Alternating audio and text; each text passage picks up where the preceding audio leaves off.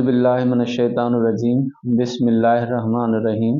मैं हूँ तालिब इल्म मोहम्मद सुलेमान आरी। जो आज चंद सवालात हैं अहले इल्म लोगों से जो हम पूछने जा रहे हैं। हम शुरुआत करते हैं सूरह हशर की आयत नंबर 6 से। वमा अफ़ा अल्लाहु अला रसूलिही, और उनका जो माल अल्लाह ताला ने अपने रसूल के हाथ लगाया है। तो इस आयत से मुराद अहले इल्म लोग लेते हैं कि नबी करीम सल्लल्लाहु अलैहि वसल्लम की ज़ाती प्रॉपर्टी है। अफ़ अल्लाह अला रसूलिही मिन अहलिल क़रिया, अब वो जो बस्ती वालों का माल अल्लाह ताला ने लौटाया अपने रसूल की तरफ सल्लल्लाहु अलैहि वसल्लम। वलिल्लाहि वलिरसूले वज़िल कुर्बा वल यतामा वल मसाकिन वब्न सबील।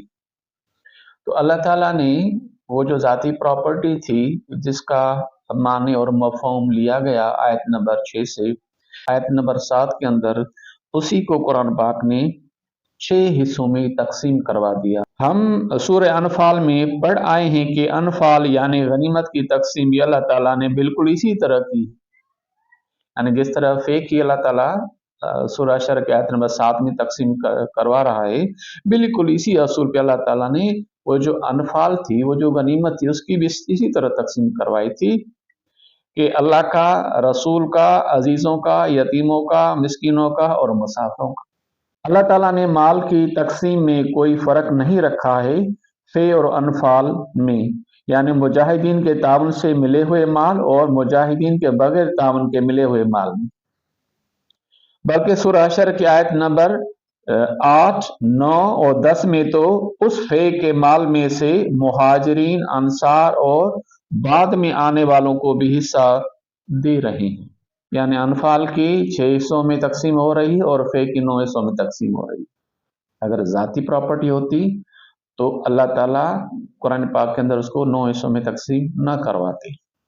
अल्लाह हशर की आयत 6 में मुजाहिदीन को एक असूल बताते हैं कि इस माल के लिए आपने अपने घोड़े और ऊंट इस सरजमीन पर नहीं दौड़ाए हैं, इसलिए आपको 4 हिस्से नहीं मिलेंगे।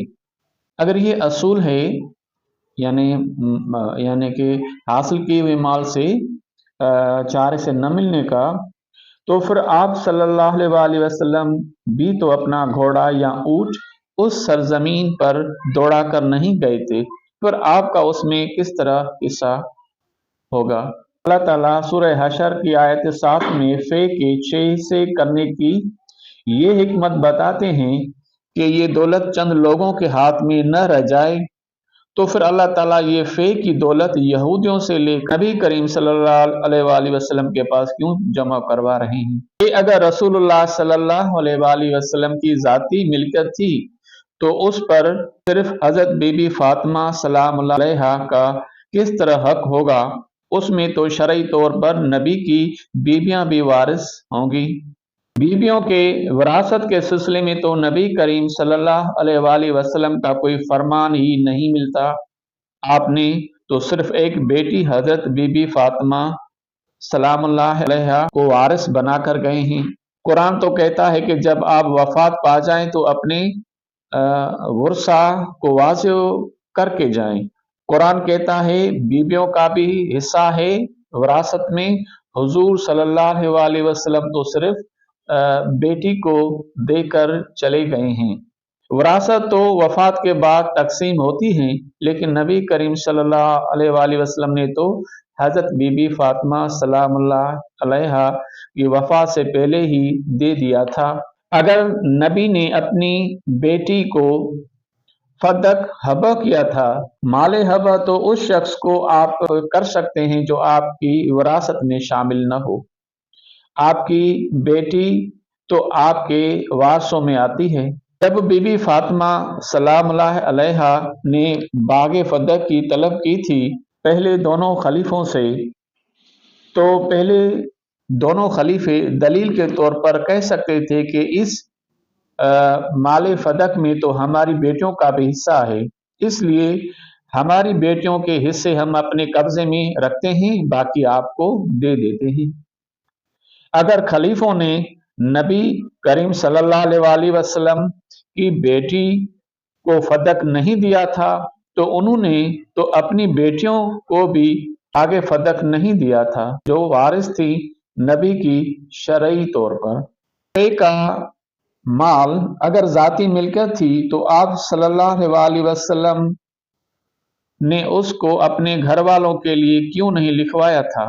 सूरह बकर आयत 282 है कि छोटी चीज हो या बड़ी उसको लिखवा लिया करो। हजरत बीबी फातिमा सलामुल्लाह अलैहा अपने हाथों पर ताले दिखाकर आप सल्लल्लाहु अलैहि वसल्लम से जंग में आए हुए एक गुलाम की फरमाइश की थी, लेकिन आपने उसे खाली हाथ लौटा दिया था, ये कहकर के जिस दिन में हर मुसलमान घर में एक एक गुलाम दे दूंगा तो आपको भी दे दूंगा।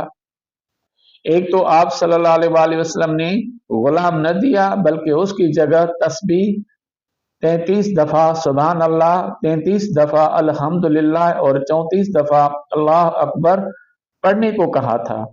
ये तस्बीह बाद में तस्बीह फातिमा के नाम से मशहूर हुई।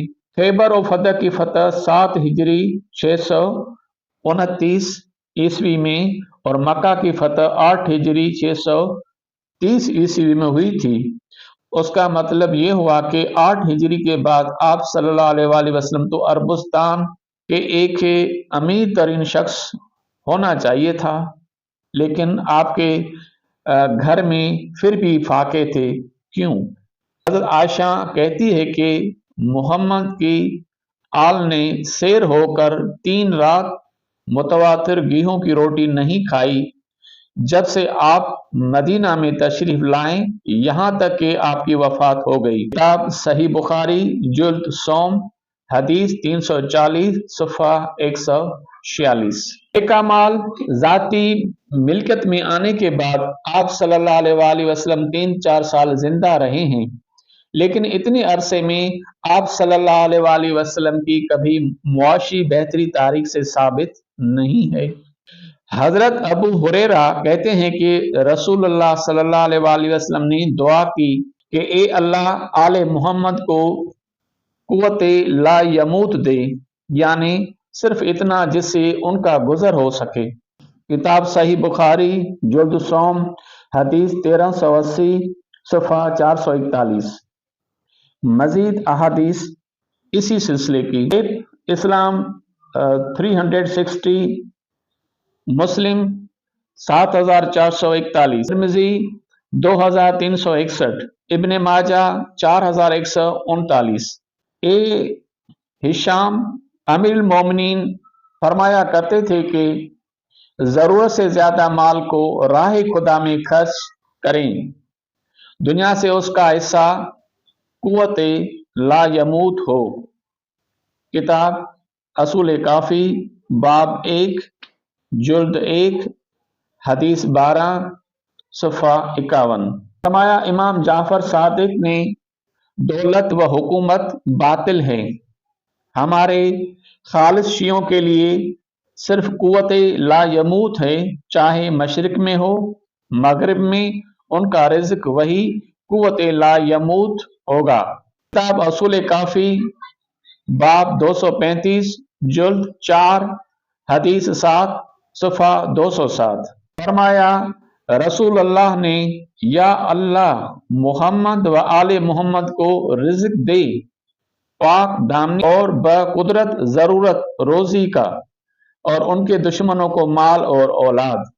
किताब असूल काफी बाब 192 जुल्द 4 हदीस 3 सफ़ा 22।